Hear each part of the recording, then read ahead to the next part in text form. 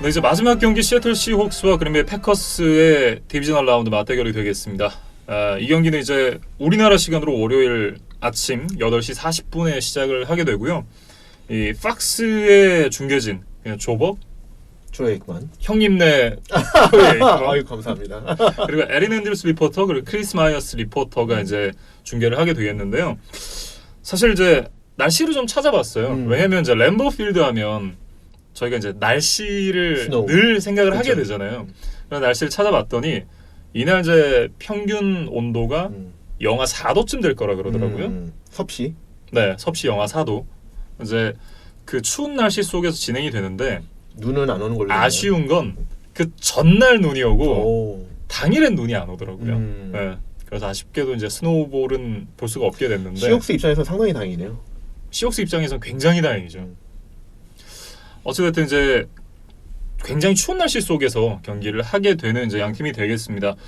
일단은 이제 저희의 그 랜드마크 같은 거죠. 옛날 얘기를 좀 일단 들어보고 갈까 싶은데요. 그러니까 옛날 얘기라기보다는 어쨌든 이 두 팀에 얽힌 그런 어떤 히스토리를 좀 옛날 얘기인가요?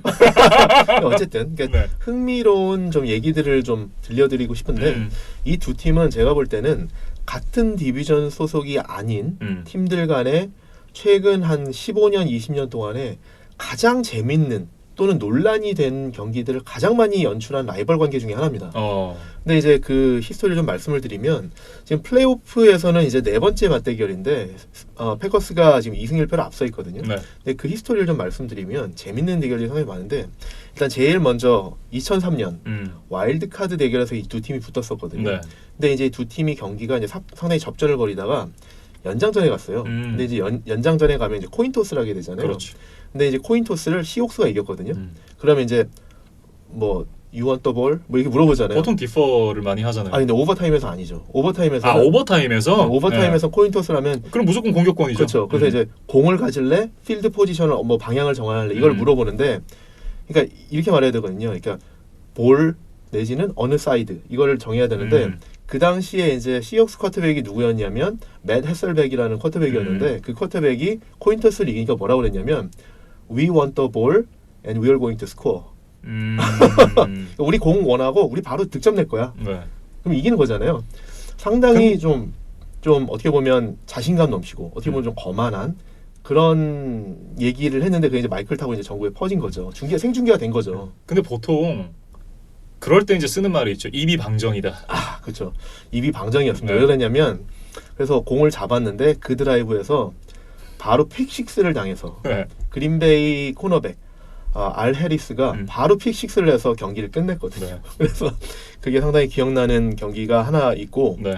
근데 또 하나는 뭐가 있냐면 어쨌든 근데 하셀백이 패스를 던져서 득점이 되긴 했네요. 상대편 그렇죠. 득점이 돼서 상대편으로 그렇지. 네. 뭐 잘못된 득점이죠. 근데 또 하나가 뭐가 있냐면 좀 더 이제 근래 얘기입니다. 2014년 NFC 챔피언십 경기에서 그 슈퍼볼 올라갔을 때네요. 49회 슈퍼볼 때죠. 시옥스가 슈퍼볼 갈 때인데 그때 이제 NFC 챔피언십 경기에서 이제 두 팀이 붙었었거든요. 근데 그때 경기가 어떻게 됐었냐면 러셀 윌슨이 이날 인터셉트를 4개나 기록하면서 전반전에는 16대 0으로 뒤졌고 경기 종료 3분 전까지 19대 7로 뒤졌었어요. 그러니까 상당히 패색이 짙었던 상황이었죠. 그러니까 이날 시옥스 홈 경기였는데 홈 관중들이 대부분 이제 미리 경기장을 다 떠나고 그러고 있는 상황에서 시옥스가 엄청나게 추격전을 펼친 거예요. 네. 근데 이제 돌아가던 팬들이 차 안에서 라디오는 켜놓고 이제 듣고 계시다가 시옥스가 추격한대 라는 얘기에 다 차를 돌려가지고 경기장으로 돌아와서 이제 재입장 시켜줘 그랬는데 뭐 입장은 허용이 안 됐고요. 그래서 이제 밖에서 다 지켜보고 있었는데 결국 이날 시옥스가 연장전까지 가서 러셀 윌슨이 연장전에서 35야드 터치다운 패스를 성공시키면서 28대 22로 역전승을 거뒀어요. 역시 4쿼터의 남자. 4쿼터 오버타임의 남자. 그렇죠. 그래서 이날 그 기록이 세워진 게 해프타임 때 챔피언십 경기에서 해프타임 때 16점 차 뒤진 경기를 뒤집은 거는 역대 최다 점수차 역전승이라고 해요. 16점 차. 그래서 그런 경기를 이제 뒤집어서 이기고 슈퍼볼에 갔는데 말씀하신 것처럼 아깝게 이제 뉴잉글랜드한테 슈퍼볼에서 패하긴 했었죠. 네. 그 1야드. 그런 게 있었고 또 하나는 뭐가 있었냐면 이건 이제 정규 시즌 경기예요. 근데 이거는 2012년 그러니까 러셀 윌슨이 신인이던 해 이 두 팀이 이제 정규 시즌 경기를 펼쳤는데 이날은 이제 그 패커스가 앞서 있는 상황에서 마지막 플레이에서 러셀 윌슨이 헤일 메리를 하기 위해서 공을 던졌거든요.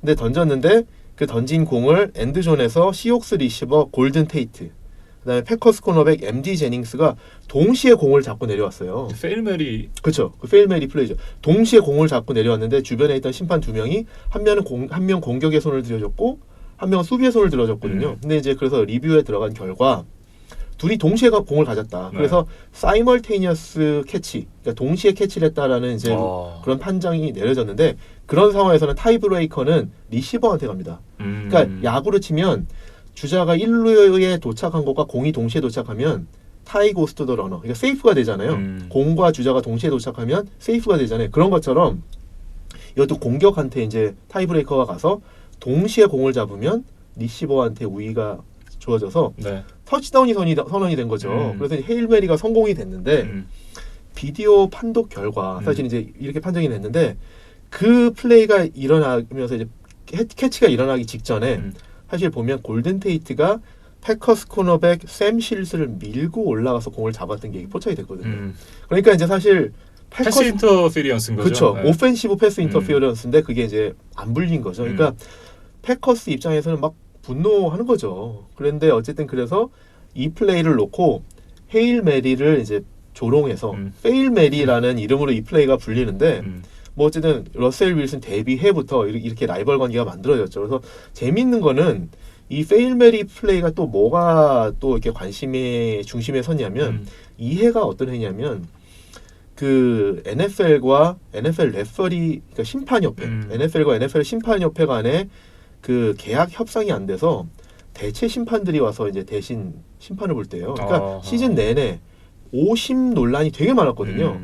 근데 이 경기가 이 페일 메리 플레이가 활용점정이었던 거죠. 그래서 이 경기 후 이틀 뒤에 네. NFL이 부랴부랴 협상에 들어가서 그 NFL 심판협회와 이제 계약을 타결하고 이제 정규 심판들이 이제 경기에 복귀했던 그렇군요. 그런 어떤 계기가 됐던 경기입니다.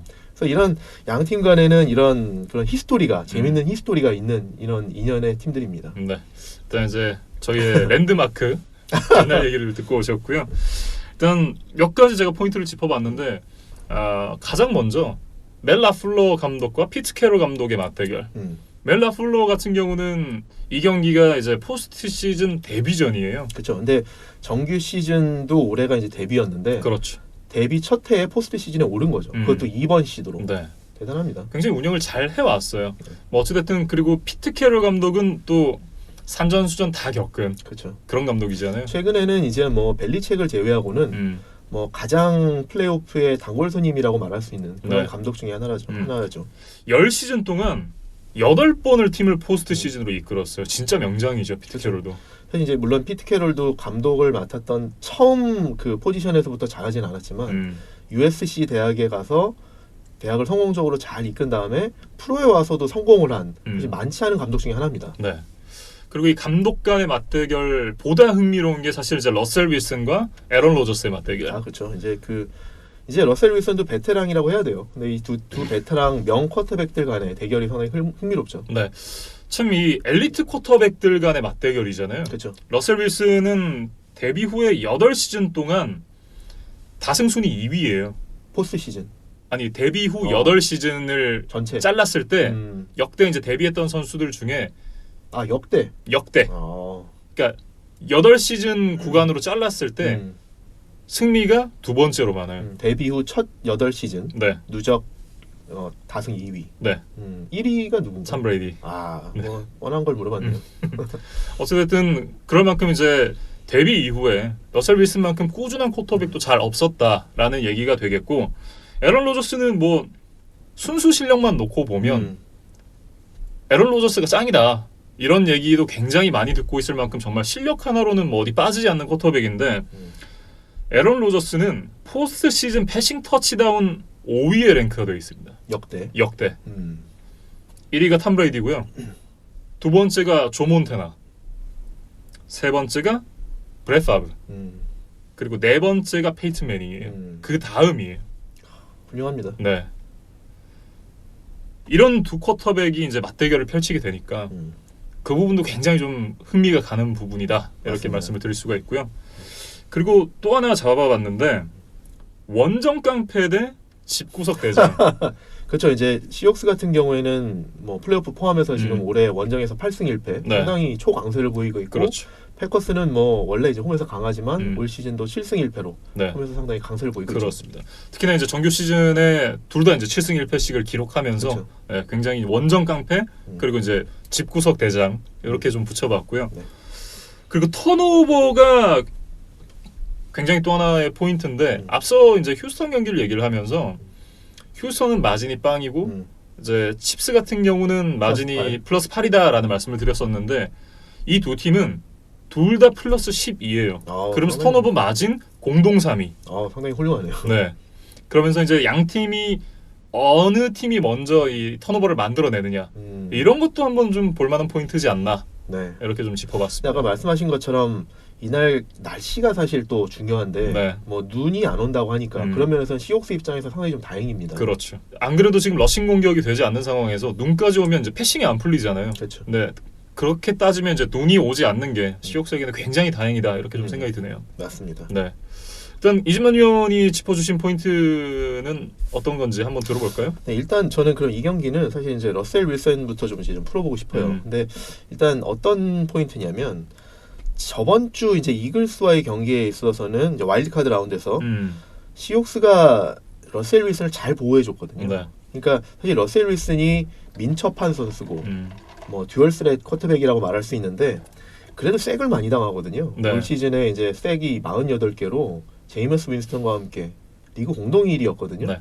근데 지난주 사실 이제 와일드카드 경기에서는 그 시옥스의 오펜시브 라인이 상당히 잘 막아줬다. 이것이 상당히 좀 승부에 큰 영향을 미쳤다라고 보는데 과연 이번 주에도 그 시옥스의 오펜시브 라인이 그린베이한테서 윌슨을 지켜줄 수 있느냐, 얼마나 지켜줄 수 있느냐가 관건인데 저번 주보다는 패스러시가 셀 거다. 네. 왜 그러냐면 사실 올 시즌 저희가 계속 말씀드리지만 양쪽 이제 아웃사이드 라인베커 자데리어스 스미스, 그다음에 프레스턴 스미스 이 선수가 각각 이제 올 시즌 13개 반의 색과 12개 색을 기록하고 있거든요. 네. 그다음에 중앙에서 디펜시브 태클 케니 클라크가 들어오기 때문에 이 세 명이 가동하는 패스러시가 상당히 막강하다.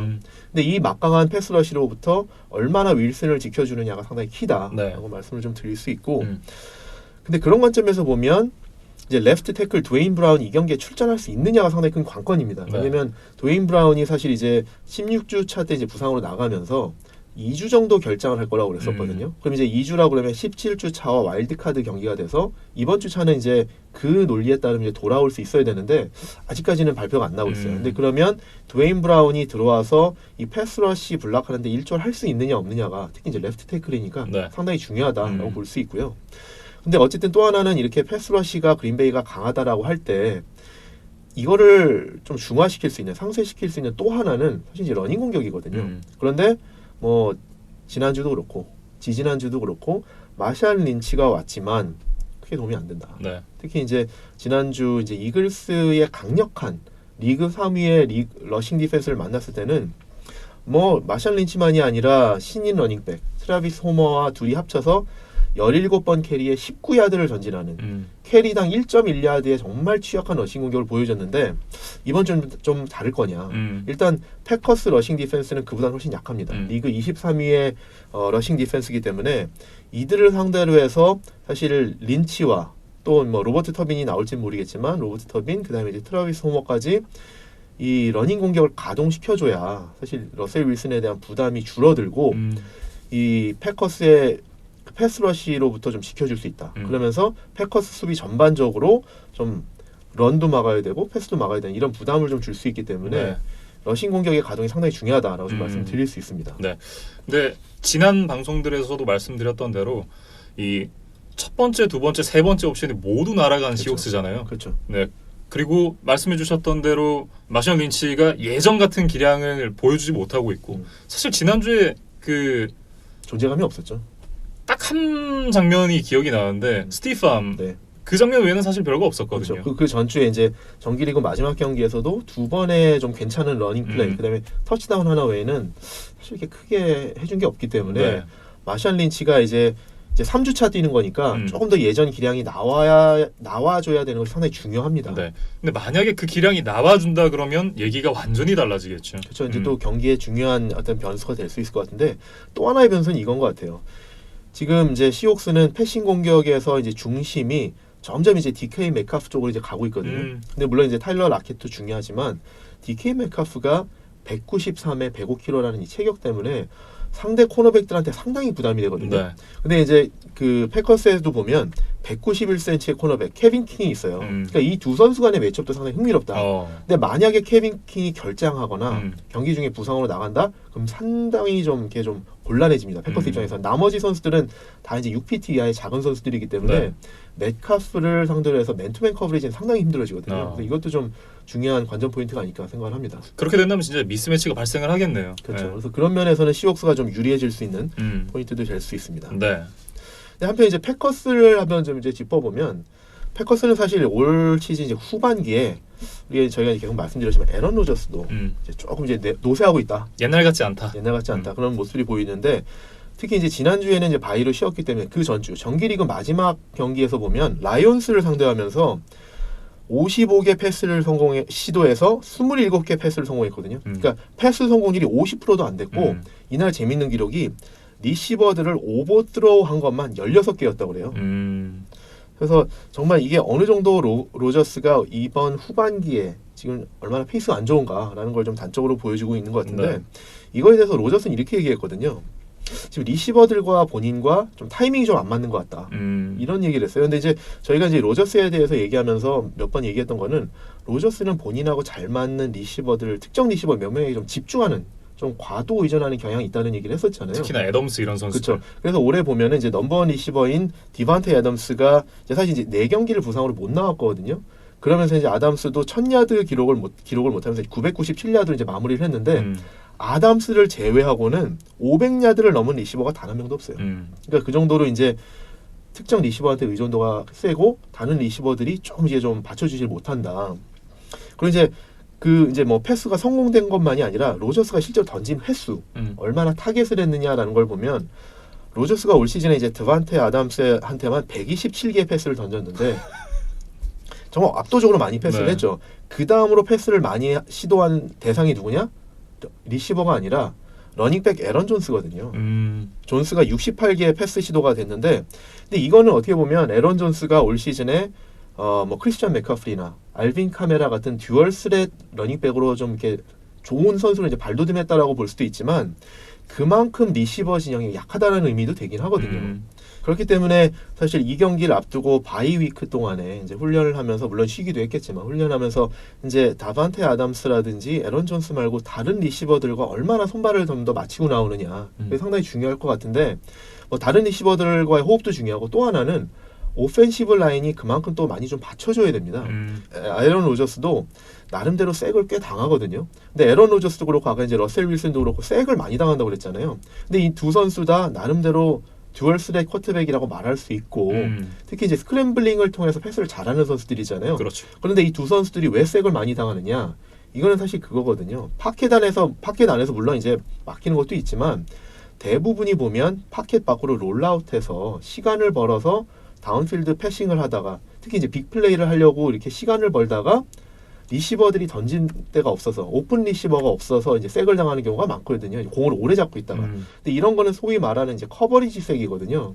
근데 그렇다고 그러면 이런 것들을 방지하기 위해서는 이제 리시버들과 진짜 손발이 잘 맞아야 되는 거죠. 그래서 지금 아까 말씀드린 것처럼 에런 로저스가 본인도 지금 다른 리시버들과 타이밍이 좀 안 맞다고 하는데, 그럼 리시버들이 도와줘야 되는 것도 있고 커버리지색이 나오지 않도록 어떻게 보면은 이제 오펜시브 라인들도 조금 더 시간을 좀 더 벌어주는 것도 좀 필요하다.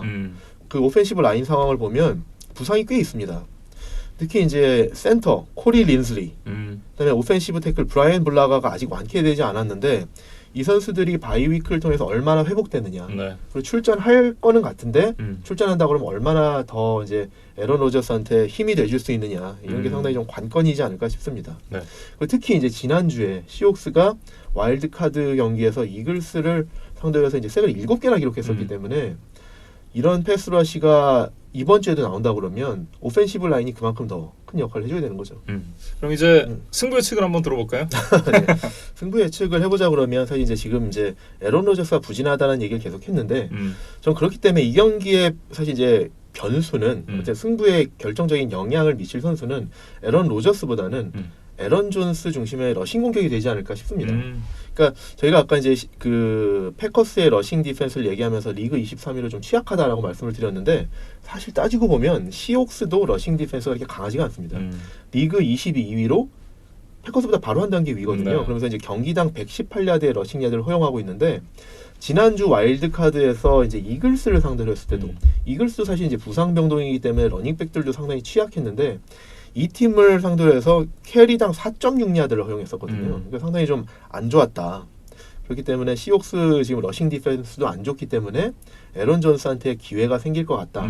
그래도 이렇게 생각을 해봐야 되는데 보통 이제 바이위크를 하고 나오면 어떤 포지션이 가장 그 득을 많이 보느냐라고 하면 러닝백입니다.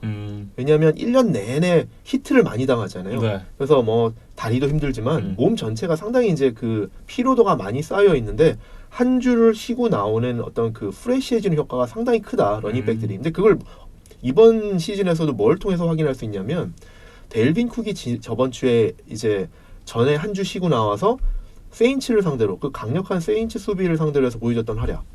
또 그리고 정규 시즌 마지막 경기에서 데릭 헨리가 그 전주에 쉬고 나와서 220야드를 뛰었던 그 활약. 이런 것들을 보면 러닝백들이 1년 내내 이렇게 큰 부담을 갖고 많은 히트를 당하다 그게 누적됐던 피로도가 한 주를 쉬고 나오면 상당히 그 효과가 크다. 그렇기 때문에 에런 존스도 지금 바이위크를 하고 나와서 상대적으로 한 주를 더 뛴 시옥스의 피로도가 좀 더 높은 그 디펜시브 라인과 라인베커들을 상대로 해서 기회가 있을 것 같다. 네. 그리고 이제 그래서 이제 러닝 게임이 풀리게 되면 에런 로저스의 패싱 공격도 살아날 가능성이 높다. 특히 이제 시옥스의 패스 디펜스가 약하기 때문에 지금 부진한 패싱 공격이 러싱 공격에 힘을 받아서 좀 탄력을 받을 수 있다라는 생각이 들고요. 그다음에 그 아까 이제 시옥스의 패스 러시가 지난주에 7개 색을 했다라고 말씀을 드렸지만 사실 어떻게 보면 조금 냉정히 보면 그거는 이제 백업 쿼터백 자신 맥나운을 상대로 한 거고 에런 로저스를 상대로 그렇게 할 수 있을까라는 생각이 좀 듭니다. 네. 반면에 이제 반대로 봤을 때 시옥스 같은 경우에는 러닝 게임이 너무 취약합니다. 그래서 마샬 린치가 돌아온 이제 3주째인데 과연 앞선 두 경기와는 다른 모습을 보여줄 수 있느냐. 특히 이제 램보에 가서 그런 모습을 보여줄 수 있느냐가 좀 걱정이 되고요. 또 이제 지난주에는 패스러시를 잘 막아줬다고 했는데 프레스턴 스미스, 자데리어스 스미스 이 두 명의 이제 스미스 형제의 패스러시는 조금 과하지 않겠느냐라는 생각이 들어서 저는 이 경기에서 패커스의 승리를 예상해 보겠습니다. 네, 저도 이제 패커스의 승리를 예상했는데 말씀해주신 그 두 포인트가 똑같아요. 그러니까 결국은 시애틀은 러싱을 기반으로 해서 공격을 풀어나가는 팀인데 러싱이 안 된다. 그리고 하나는 여긴 램보 필드다. 그리고 날씨가 춥다. 눈은 안 오지만 네. 그런 두 포인트 때문에 저도 이제 그린베이 패커스의 승리를 예상을 했습니다. 네. 이렇게 이제 디비저널 라운드에 펼쳐질 네 경기에 대해서 모두 이제 살펴봤습니다. 어떤 경기가 가장 좀 눈길이 많이 가세요? 사실 모든 경기들이 다 뭐 재밌을 것 같아요. 왜냐하면 저희가 이렇게 예측을 했지만 뭐 지난주에도 예측한 다음에 보기 좋게 많이 빗나갔잖아요. 그러니까 사실 그 관전 포인트들을 좀 참조를 해주시고 그런 거 중심으로 경기를 봐주시면 좋을 것 같은데 승부 예상은 사실 또 어떻게 될지 모른다. 그런 면에서 봤을 때 이 네 경기들도 어떤 승부가 나올 수 있을지 모르기 때문에 다 사실 기대가 되는데 저는 굳이 한 경기를 뽑자 그러면 저는 사실 이제 첫 경기 바이킹스와 49ers 경기가 좀 기대가 많이 됩니다. 네. 역시 바이킹스가 이렇게 뭔가 예상과는 다른 경기력을 보여주는 그런 느낌이 있더라고요. 또 기대도 하게 만들고. 네. 어찌됐든 이제 얼마 안 남았습니다. 이제 딱 7경기 남았거든요. 그렇죠. 이게 또 끝나간다고 생각하니까 좀 가슴이 좀 착잡해지는데 그래도 그 얘기인즉슨 이제 슈퍼볼이 얼마 남지 않았다. 이 얘기도 되잖아요. 그렇죠. 네. 점점 더 이제 흥미로워지는 이 NFL 플레이오프가 되겠습니다. 저희도 이제 다음 주 리뷰와 프리뷰 열심히 준비를 해올 테니까요. 남아있는 이제 플레이오프 경기들 즐겁게 보시고 경기를 보시고 나서 저희 All About NFL도 많이 찾아봐 주시면 고맙겠습니다. 저 여기서 이제 First and 22 마무리를 짓겠습니다.